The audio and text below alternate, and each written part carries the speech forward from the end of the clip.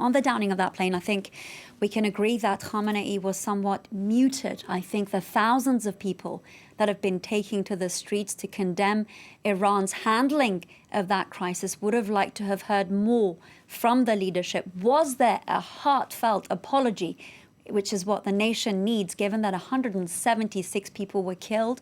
Not necessarily. He said that he sympathizes with the relatives of the victims, also proceeding to say that some of the families of those victims have come to him to say that they actually support the Islamic Republic. He then proceeded to call for a follow-up, a probe, if you like. I think domestically, Annette, this was one of the most pivotal issues that he would have addressed.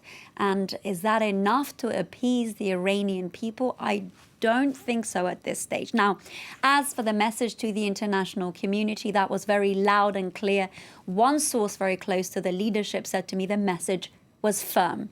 He called the Americans terrorists for having assassinated the country's top commander, Qasem Soleimani, using the same word, terrorists, to describe the Europeans that are now piling pressure on Iran to salvage what remains of the nuclear accord, saying that they're puppets for the US. So the big question is, if indeed they are terrorists, why are the Iranians continuing to sit around that negotiation table to essentially bring back to life the JCPOA, that accord?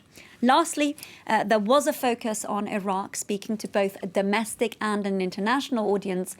Khamenei saying that our presence in the country is not to dominate, but it is to protect Iran and its national security. It is to fight the Islamic State group, which is essentially what Soleimani and the Al-Quds forces were doing. He also suggested that this is a turning point for the region, alluding to the fact that the Americans may have no choice but to leave. I think whether that happens is yet to be seen. Some observers calling this address this Friday a missed opportunity.